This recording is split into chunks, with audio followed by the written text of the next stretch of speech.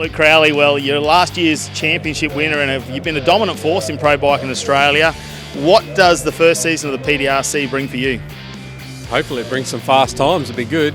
You know, obviously we want to come out and run like we did last year and run at the front. There's going to be a whole bunch of new guys coming back that will run with us. So we just got to get on the front foot and make sure that we get the data we need and get down the track and run the times we need to run to keep in front of them. You know, I'd rather see some, you know, obviously more people on the track, and I want to see fast times on the track, not just from us, but, you know, like I want to see everyone step up and start running, you know, 7.0s more consistently and hopefully 6.90s more consistently.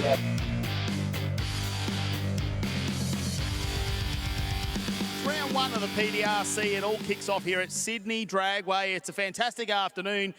After yesterday, where it drowned our spirits out just a little bit, today has been absolutely gorgeous. Conditions are fantastic. They've been out taking track readings. They're really good. Look, Pro Bike's just going to kick things off. It's going to be a great afternoon here for the Pro Drag Racing Championship. Can't wait for it. It's fantastic to be here, Rusty. I'm glad I could be invited back here for some of the PDRC action. It's going to be a massive year, to be quite honest, with a great calendar you've got coming off. But let's check out all the action. Scotty White's away, though. Just having a look. Didn't get a reaction time. That red light, unfortunately for him, so we give the win away. Yeah, left before the Christmas tree was activated there, unfortunately, for Scott White. So he will not record a time. And it actually looked like it was a pretty decent run, to be honest. Unfortunately for Jason Lee, 9.50, not exactly what he would have been looking for. It sounded like it was popping and banging. But you know what? The most important thing for him is those PDRC points. And guess what? He just got a bag full of them right there with that round win.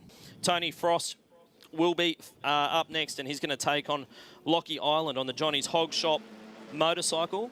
So had a bit of trouble getting through the burnout down there. Sounds like the bike maybe doesn't want to stay in gear. Yeah, just trying to select gears. Couldn't you see him on the lever there for a moment? So he is trying to figure that out. He's still going to take to the start line because you never know what's going to happen.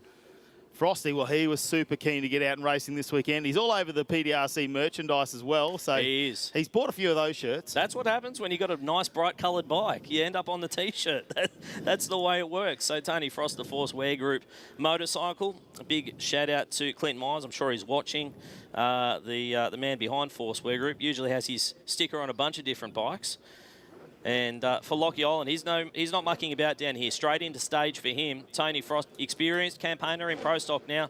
He is not a rookie. You can't call him the rookie anymore. Clean green off the start line.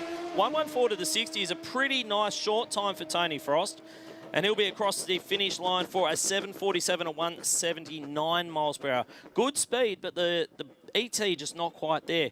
Looks like it went away a little bit in the middle of the racetrack there. And for Lockie Island, that bike does not sound happy on its way down the racetrack. Yeah, I think with Crowley, we know that's a known number right there. Like, you know he's going to be coming out. He's going to cut a good light. As long as the bike does what it needs to do, he's probably going to be in the low 7s straight off the bat. We've just seen it from him so many times. I mean, the time he spent over in America for Luke Crowley really played dividends for him.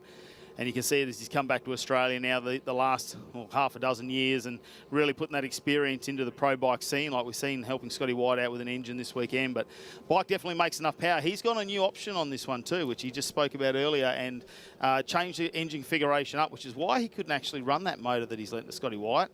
And we'll just wait and see if that really adds a little bit more horsepower, a bit more poke to this bike. Oh, the throttles are twisted. We take off. Look at the reaction times. They're pretty slow, actually, in both lanes. But Crowley's looks like a jet. Yeah, he was fighting that bike early on in the run. It's still a 7.11. It's a good pass, 192 miles per hour for Luke Crowley. It's a good run in the end, but he was really fighting that thing in the middle of the racetrack. I'm not quite sure what was going on. Paul Andrew, it sounded like it really bogged down out of the hole. A 1.60 60-foot time there. Really got to be on it in terms of your rider positioning, your crouch to get down behind the cowl in these cars. Looking at Jason Lee, 9.50 in the first round, 8.76 for Paul Andrews. Both of these bikes are low 7-second bikes. Yeah, and you're talking smaller CC on these bikes, not the big nitro engines we see. So the riders will trim themselves up too in the off-season to make sure they are going in as light as they possibly can. As we already come into pre-stage now, very similar times in round number 1. This is really going to be about the launch. Already got the RPM up for Andrews. Yeah. He has a throttle twist, has another go at it, and they launch off. Lee gets away with a 0.38 reaction time, and he is looking fast. That's a pretty nice run for Lee, and a 7.24. That's a nice way to bounce back after the 9-second pass in the first round. The 7.24 at 182 miles per hour. That's a really solid run for Jason Lee. For Paul Andrews, he had the thing right up on the two-step, didn't he, early on, before Jason Lee was even in full stage there. So a 10.89, the bike kind of bogged down off the start line, and that was really all she wrote. So a win there for Jason Lee, but Tony Frost on the Force Wear Group motorcycle pulling up to the line now. The Suzuki with 1655 cc's on board.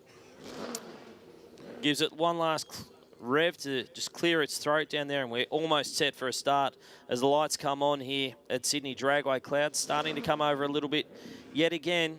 He's got all the time in the world, though, doesn't he? Solo run. Now, no, it's timed out on the that's going to be big. That's going to be big in terms of this championship. So if you're wondering what happened, he staged the bike. He brought on the full stage light for long enough, but it looked to me like as he's brought the bike up on the chip, it's actually rolled backwards out of stage. I think he was staged very, very shallow down there to try and get as much ET out of the bike as he could. But as he's brought it up, it's just rocked back enough to go backwards out of stage, and that is why the red lights have come on the tree. That's going to be big in terms of this championship and in terms of this point score, because he won't get any bonus points for this round of racing. The ET points will not be allocated. You can't give ET points when you don't get an ET. It's got the biscuits, so to speak. Well, it's thrown out Scotty's clutch because it engaged way too early last time. We didn't get a time from him. He took off. Here we go. Green lights this time. 0.35 to a 42. Scotty White has the advantage. He's got the centre line down there, Scott White. And a 7.10 to a 7.25. Scott White got way over the centre line, and he didn't knock out just one. He knocked out 1, 2, 3 timing cones down there, Scott White. He was really trying to pull it back because I think he knew it was on a really good run. Now, that 7.25 will not stand in terms of the elapsed time because he did cross the centre line. Scotty White looks like he's going to be on a solo run for this one, so we'll see him come out. It's a bit of an interesting one, this one, because Scott White, he's had a bit of a mixed bag, as he touched on. Records, did he say it would have been a PB earlier on today? One of the earlier runs. He said it was a good run. He said, but you know, the problem is the good runs are smooth. They always feel slower. Yeah, that's right. Well, that's true. That is true. It's certainly been a killer start to this new engine program, that's for sure. Does he have to give the engine back at the end of the weekend? I don't know. I don't know about that one. Maybe we might see him at another round. You never know. Was supposed to be taking on Lockie Island on this race, but unfortunately not meant to be this time around for Lockie. This is a pretty solid pass and a 7.32 at 180 miles per hour, and Scott White will take the seat final here for round one of the PDRC Pro Bike Championship.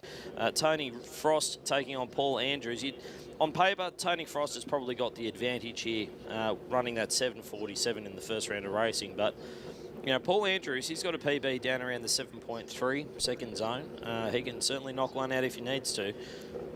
This should be a good race. Andrews, he's already in pre-stage, starting to go through that routine. We wait Frosty just to roll in. And I bet you he doesn't roll backwards this time. Definitely won't be that. Great start there from Frosty. Gets the advantage on the reaction time, 0.83.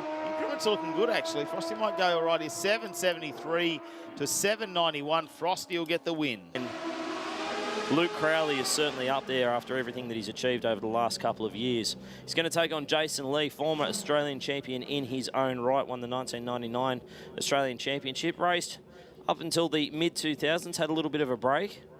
Just a little bit, and then said, you know what, let's go racing again. Got the call up from Trevor Birrell, and when Trevor Birrell rings you and says, do you want to come and ride my bike, you don't say no.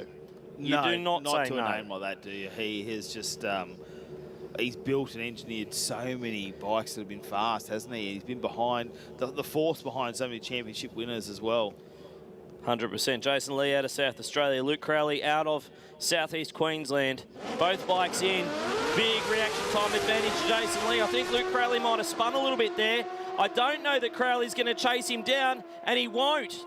A whole shot win to Jason Lee. 0.37 on the tree, and absolutely tattoos Luke Crowley to the Christmas tree. 7.31 beats a 7.30. Best side-by-side race of the weekend, and Luke Crowley, I don't know whether something distracted him on the start line, but 2.78 on the tree. That is late for Luke.